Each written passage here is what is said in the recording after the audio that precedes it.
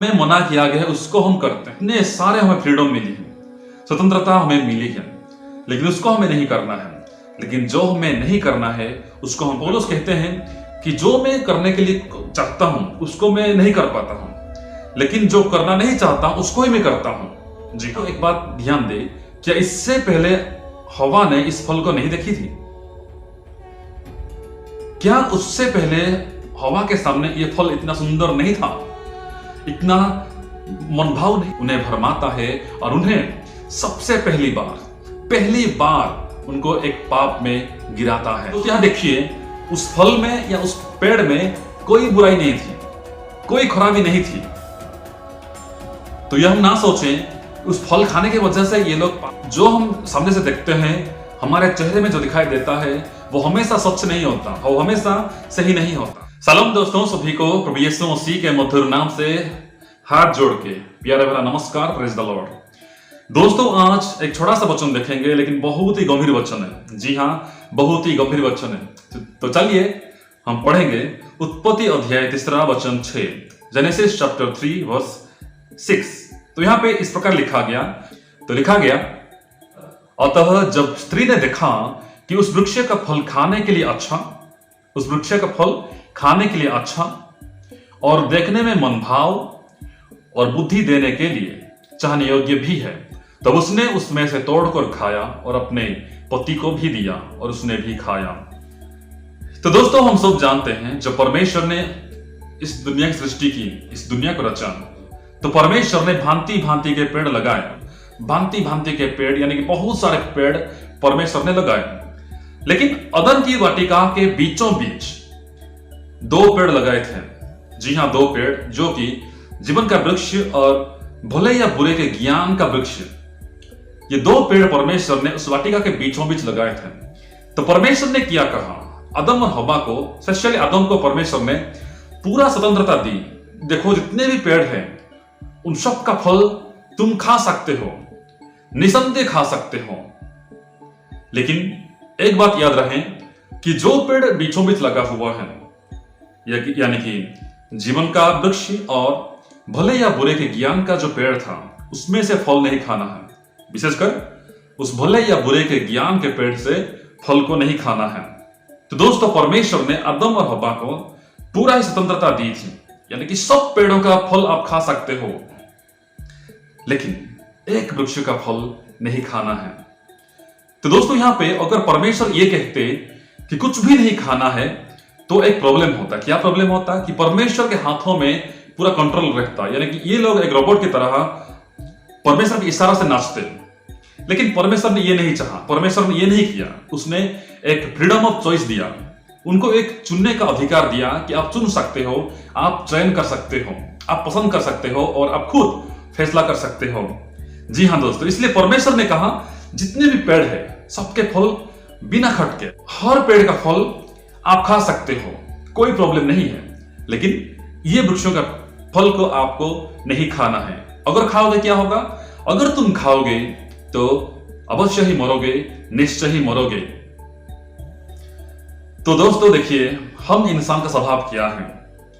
इतने सारे चॉइस हमारे पास है, बहुत सारे प्रभु ने हमें चॉइस दिए हैं, स्वतंत्रता दी है कि जो भी करना है करो, लेकिन इसको नहीं करना है। हमारा स्वभाव क्या है कि जो हमें मना किया गया है उसको हम करते हैं। इतने सारे हमें फ्रीडम मिली है, स्वतंत्रता हमें मिली है, लेकिन उसको हमें नहीं करना है।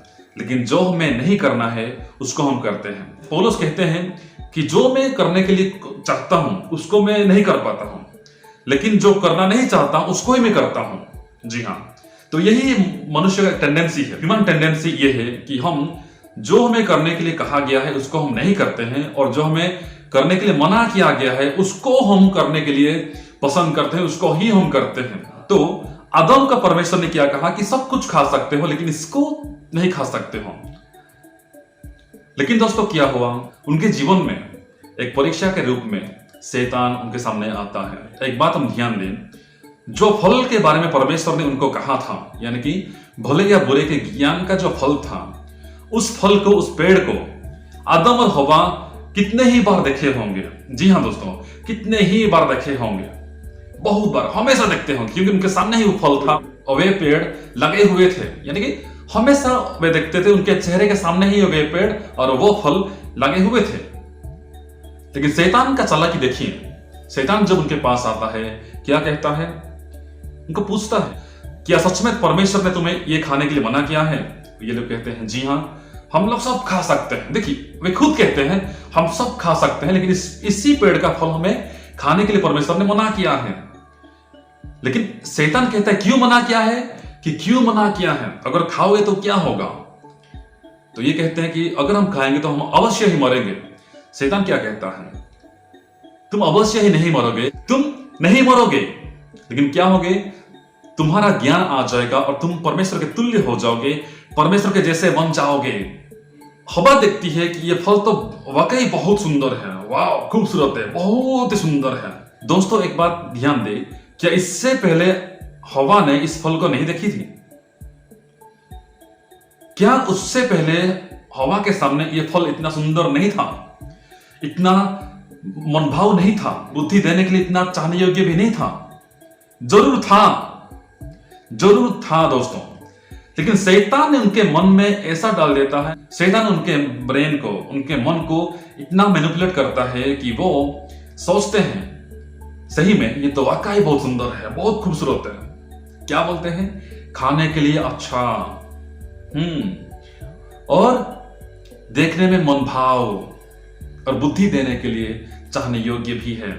हाँ दोस्तों, तो शैतान हमारे पास ऐसे दिमाग लेके आता है, ऐसे चालाकी से आता है कि जो चीजों को हम बार बार देखे होंगे, हमेशा देखते होंगे, उन्हीं चीजों को इस्तेमाल करता है। हाँ दोस्तों देखिए, जो वचन को हम बार बार पढ़ते हैं, हमेशा पढ़े होंगे, हमेशा सुने होंगे, उन्हीं वचनों को शैतान क्या करेगा, हमें घुमा फिरा के उसमें मिलावट करके हमें बताएगा और हमें सही में लगेगा हाँ यार हमें तो ये पता ही नहीं था, इस वचन में ऐसा भी है क्या, हमें ऐसे लगता है, हम सोचते हैं जी हाँ यही सच है और हम उसके पीछे भागने लगते हैं। हाँ दोस्तों, तो शैतान बहुत चालाक है। पतरस कहते हैं कि गरजने वाले सिंह के समान वो हमेशा घूमता है कि किसको मैं फाड़ खाऊं। हाँ, जब मौका मिलता है तो हमें फाड़ खाता है, हमें विश्वास में कमजोर कर देता है, हमें विश्वास में भटकाता है।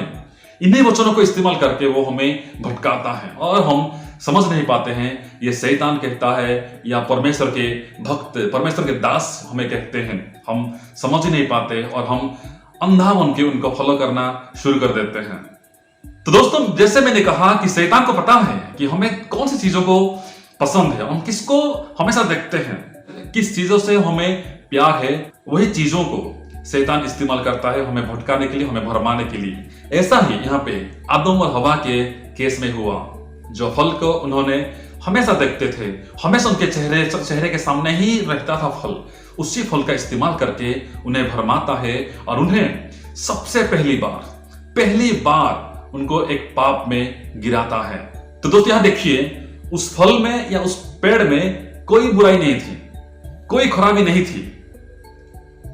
तो यह हम ना सोचें उस फल खाने की वजह से ये लोग पापी हो गए, नहीं, उस फल को खाने की वजह से नहीं, लेकिन इस वजह से वे लोग पापी हुए कि उन्होंने परमेश्वर का आज्ञा का उल्लंघन किए, परमेश्वर की बातों का उल्लंघन किए, उनको वे लोग नहीं माने, परमेश्वर की बातों को ना मान के शैतान की बातों को मानते हैं।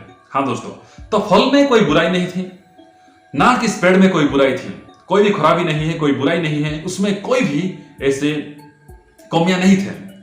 लेकिन कमियां इसमें थे कि वे लोग परमेश्वर की बातों को छोड़ के, परमेश्वर की आज्ञाओं को छोड़ के वे लोग शैतान की बातों को मानते हैं और ये लोग सोचते हैं हाँ वाकई हम परमेश्वर के तुल्य हो जाएंगे, और वे लोग पहली बार परमेश्वर का आज्ञा का उल्लंघन करते हैं और पाप में गिर जाते हैं और उनका आंखें खुल जाते हैं और वे लोग जानते हैं कि हम तो नंगे हैं। तो दोस्तों यहाँ पे देखिए, मैंने ये कहने के लिए कोशिश किया कि शैतान को पता है हमें कौन सी चीजों को बहुत पसंद है, हम कौन सी चीजों से मतलब दिलचस्पी रखते हैं और हर समय देखते रहते हैं, उन्हीं चीजों का इस्तेमाल करके हमें भरमाता है।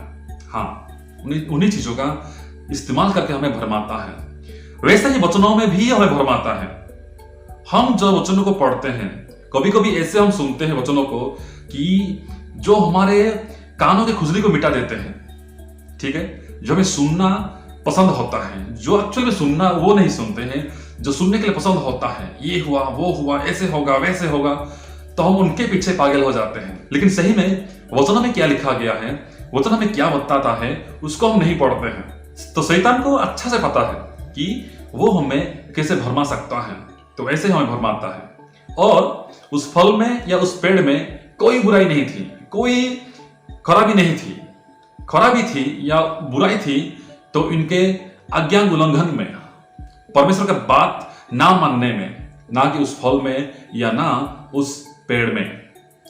तो दोस्तों, इस पाप की वजह से उनको उस सुंदर वाटिका से निकाला गया और उस जीवन का फल, जीवन का पेड़ से भी बहुत दूर रखा गया।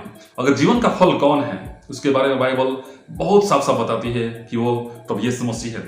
तो दोस्तों, पाप की वजह से आदम और हव्वा प्रभु यीशु मसीह से दूर चले गए, प्रभु यीशु मसीह से दूर हो गए। तो दोस्तों, एक्चुअली देखिए, जो हम सामने से देखते हैं, हमारे चेहरे में जो दिखाई देता है, वो हमेशा सच नहीं होता, वो हमेशा सही नहीं होता। कभी कभी वो हमें भटकाने में काम करता है, कभी कभी वो हमारे भटकने का कारण बनता है। हाँ दोस्तों, देखिए उस फल को देखिए, कितना अच्छा था खाने के लिए, अच्छा बहुत अच्छा था खाने के लिए, है ना। देखने में मन भाव और बुद्धि देने के लिए चाहने योग्य भी था। दोस्तों, आज जो हमें अच्छा लगता है, जो सुंदर दिखता है, ऐसा नहीं कि वो हमेशा ही अच्छा होता है, हमारे लिए अच्छा ही होगा ऐसा कोई भरोसा नहीं है।